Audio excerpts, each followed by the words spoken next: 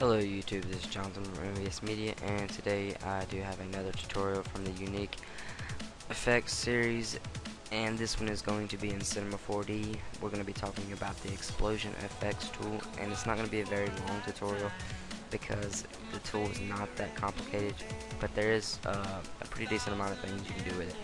So I'm going to go in and I'm going to show you basically what I'm going to be making, and you can kind of copy it or play around and make something on your own with it. So this is what I made, and I made this actually from using my abstract logo, and I thought it looked pretty cool, and I found this by just playing around in Cinema 4D, and I did use a couple of different deformers, and this by far was one of the coolest ones. It may not be one of the ones that made the coolest outcome, but it was one of my favorite ones to play around with, and you could do a lot of stuff with it. So I'm gonna hide it and show you basically I made it from that, okay? And I got that.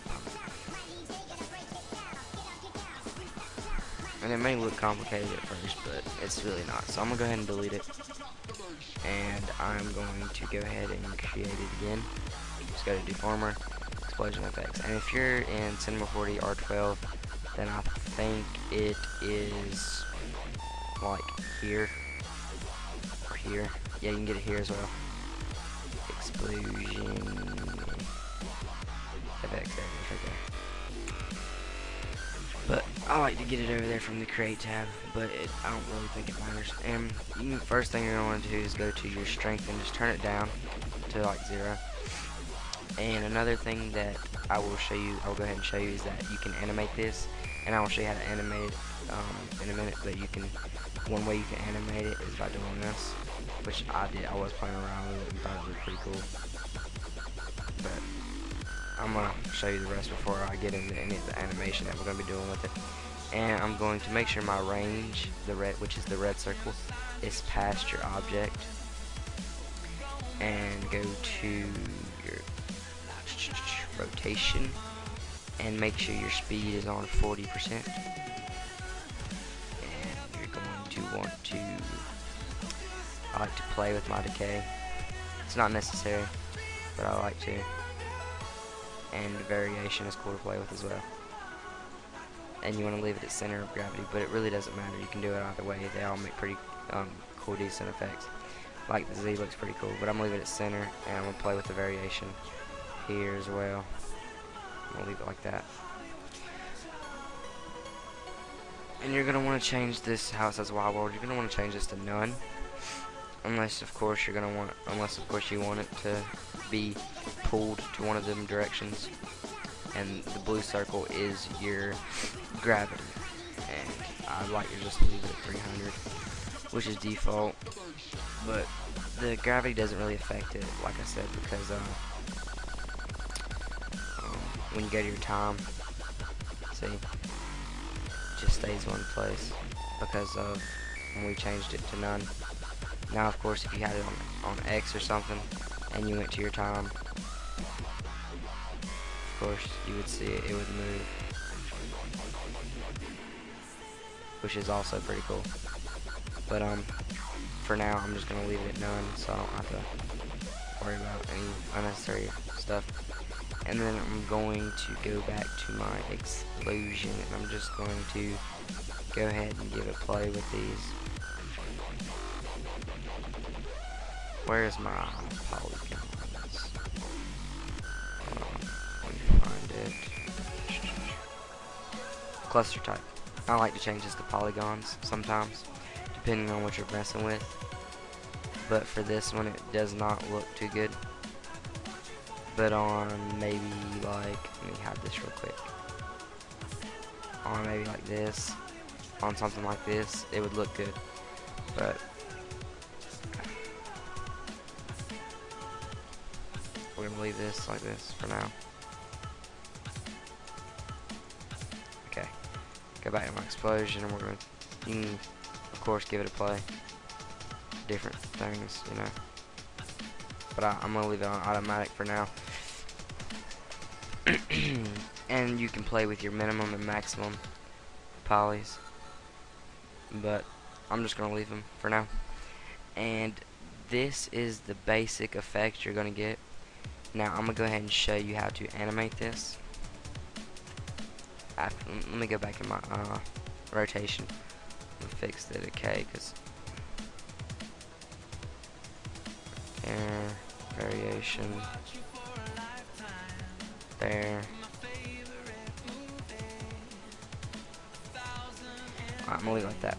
And now, the main thing people animate, or I would animate, is the time. And now, a simple way to do this is to go ahead and you can start it at 0, or you can start it up higher. And you're going to want to add a keyframe by going to animate, or right clicking, animation, add keyframe. And then I'm just going to go to all the way to 100, and I'm going to drag this up to, let's just say 25. And we're going to add another keyframe. So now if we play it back, it grows and it moves, and it's a really cool effect, and there is a lot you can do with it. Now if you do plan on animating it, as you can see here, when the animation wears off, like if you wanted to fade out the animation or whatever, when it wears off, you get this these not so good looking, objects. Like you can see the break in it before it actually breaks, which isn't a good thing. And now, I haven't really played around with it enough to try to see if you can get that to go away, which you probably could just by going to your, for some reason I would think it would be in time, but no, that wouldn't be it. But my suggestion to you would just to be take a render of your animation, and then take off your explosion effects, and then render out this in the same position, of course, don't change positions, and then whenever you want to fade out or fade in, just display this and then fade it, and lower your opacity in After Effects or whatever editing program you use, and fade it into this as it starts to transform. And now you can also do other effects with this. You could fade in other effects with it as well if you wanted to, which is something I think I might actually do in the near future. But let me see what time we got. Okay, I got 7 minutes. I'm gonna stop this at about 10, but that should give me plenty of time to cover everything. And like I said, one thing I said I was going to show you is the gravity. If you wanted it to go from one way, like I would go from -X maybe. You could transform it from -X. So like, let's set a keyframe at 50. Let's add a keyframe. And then let's go to 100 and change it to +X and add a keyframe. I don't know if this is going to do anything because I've never tried it before, which it of course it didn't. But I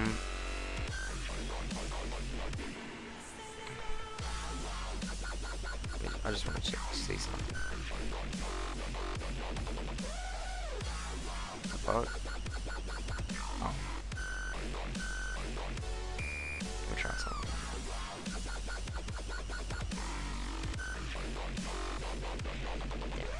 Let me zoom out some. I want to just look at something real quick.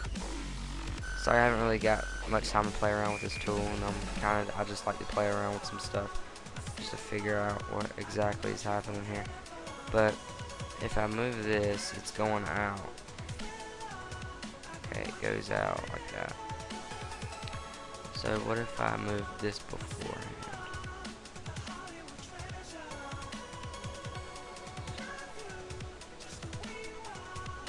And then it just moves. And see, that's not what I want to happen.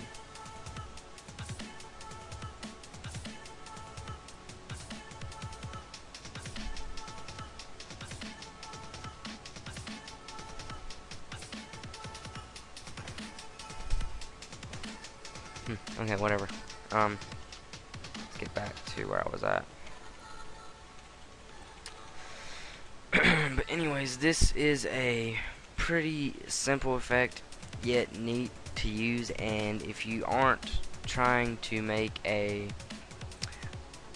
intro or an animation or anything like that, you can always use this as a text backing or whatever you would like to use it for. Like, let me control copy this, and let me hide this null object, and let me delete that, control V, not that, control V, and bam.